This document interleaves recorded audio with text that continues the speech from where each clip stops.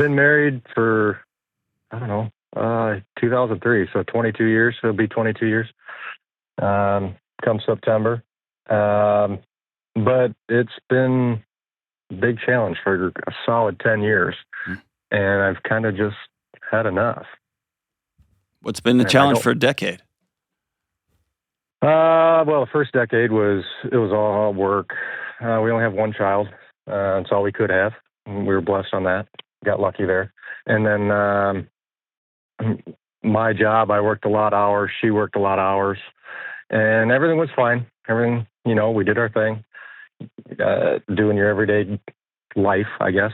Once I wasn't working all those hours, I slowly started realizing that, well, we don't know each other. So let's try and get to know each other. But in the process during that, there's been a lot of, I'll say, hurt that was kind of done. I don't know how to put it. And starting back 10 years ago with my mom. So she had cancer, and they only lived a few blocks away from us. So I'd get out of work, stop by, how are you, make sure they're good, because they were elderly. And but then I'd come home, make dinner, make sure that they're good, and then do it every day. Well, I'd say 4 days a week I'd stop by and make sure mom and dad are doing all right. And one thing that hurt was when it very first started, and I didn't think nothing of it, was my wife told me, well, it's either you come home or we're going to be done. And I go, well, hold on. I said, my mom's got cancer. Dad can't lift anything. I'm trying to help them and make sure that you guys are taken care of too. That's, we've talked about this and it was good. Now, a few years later, I brought that back up and said, hey, I built resentment with this, and that really hurt. And she said, well, I apologize to you. And I said, I don't know if you did or didn't. I don't remember, but it still hurts me. And she says, I'm sorry. I said, okay. And I let that go. And said, all right, well, that's where I'm at. But then we started having conversations in general, because every day I go, it sounds weird. We don't go grocery shopping once a week because it's on my way home. I have a short commute. I'll stop by, and instead of me freezing meats and things like that, I'll stop and maybe we're getting hamburgers or whatever.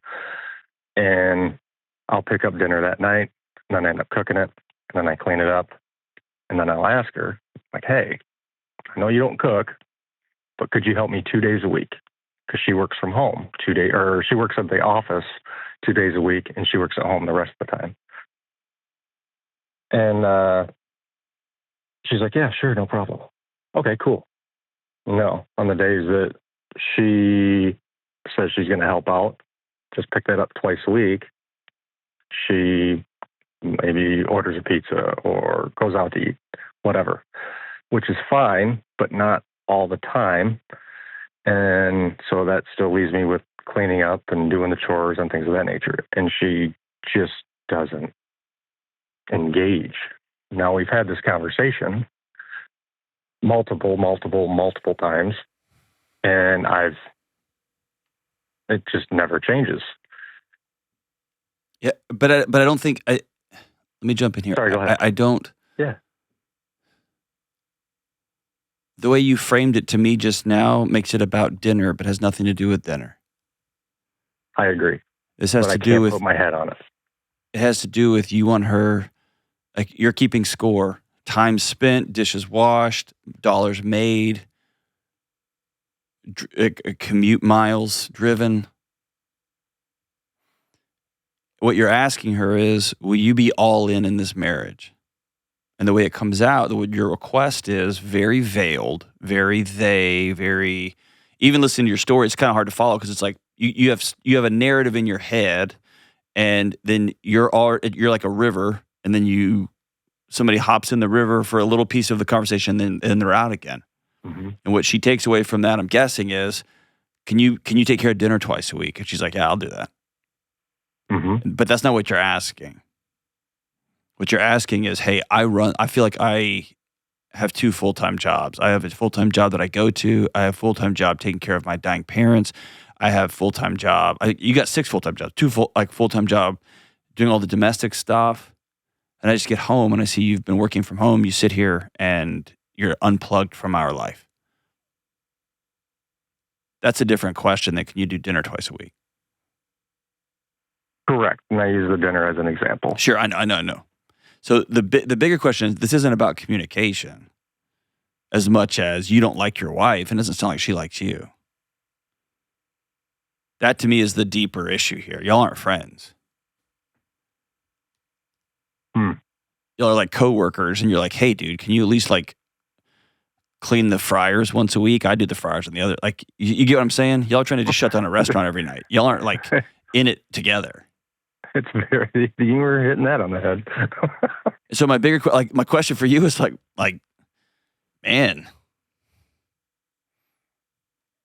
this is one of those marriage questions that sounds really simple when you call it in, but it peels back like you say 20 years. Mm-hmm. Because unless somebody's just outside the bell curve with some sort of pathology, right? Like a true mental health disorder, or they're just a grade A ass. Outside of that, somebody doesn't ask their husband who's swinging by for 30 minutes on the way home from work to check on his dying mother to get your butt home, unless there's another context there. Yeah, which is my husband wants any excuse to not be present here. And I'm wondering if 10 years ago, she didn't have the words, the language, or the emotional maturity to say, I miss you. I feel like you're avoiding me. Is there something about me you don't like? The story I'm choosing to make up is you'd rather be anywhere but next to me on this couch. And that comes out as either you come home or we're done. Do you get what I'm saying? Like, and for you, it's a similar, like, instead of saying, hey, I want a wife. I want a lover. I want someone to play with. I want to come home and be happy that I'm here. I want to walk in the door and see somebody who's been working from home, happy to see me. My dog runs to the door to greet me, and you're like, ugh. But that comes out as, hey, can you do dinner twice a week? And so maybe the next move, dude, is to say, hey, I love you, and I feel like all these other people want to hang out with me like you do, and I'm not doing a good job of communicating to you how much I want to hang out with you, and I haven't found a way to invite you out of this house to come spend some time with me dancing, going to movies, going to concerts, going to comedy shows, whatever. Would you go talk to a marriage counselor with me so that I can learn some better tools?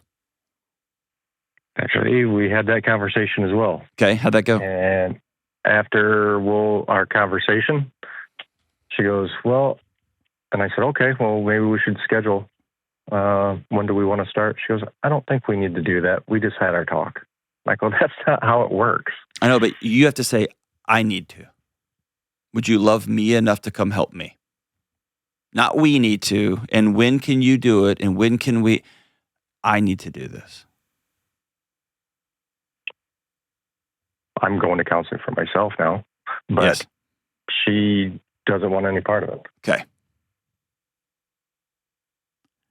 At the end of the day, brother, you've got to live in that. And that will be probably the most painful experience of your life. And unfortunately, I don't have a quick 10-minute quippy, like, just do this, this, and this. For a lack of better analogy, this is just yet another cancer in your life. It's going to take some professional help and 2 people deciding we want to fight this and we want to go to war against this together, us 2 versus the world. And you just can't do that by yourself. And I don't have well, what do I do now? Do I leave her? Those are all decisions way down the road between you and a therapist. But I guess if I can do anything for you now, William, is to let you know you're not crazy. The place I would probably start if I were you is making sure am working on myself as much as I possibly can. Am I a guy that's fun to hang out with, or am I a guy who always tries to lecture and fix everybody? Do I always want to talk about work and TPS reports, or am I a guy who brings fun to the table or whatever? I'm going to do this for you. This is a Hail Mary. I'm going to send you all 3 Questions for Humans couples deck. Don't even leave the house. Just ask while y'all are at home, can we turn the screens off and just do 5 of these questions a night? And here's what it might do. It might spark just a tiny little flame in, I like this guy. I remember the fun we used to have. I like to have more of this kind of fun. And by the way, I take questions in the car with me. I took some to dinner the other night with me and my wife, and I learned some more things about her I didn't know after almost 30 years of dating and whatever and being married. And so I'll send you all those. It may do nothing, but here's what we're trying to do. Trying to get to the bottom of, you have somebody in your home who's just the light's gone out. And by the way, this may have nothing to do with you. She may be struggling with depression in a pretty significant way. She may be struggling with hormones. Who knows what she's working through on her end. But this doesn't sound like it just popped up. It sounds like it's been this way for a long, long, long time. And, but you're not crazy. I don't think you're crazy. I'm glad you're seeing a counselor. I wish she'd go with you, but start there, brother. Start there.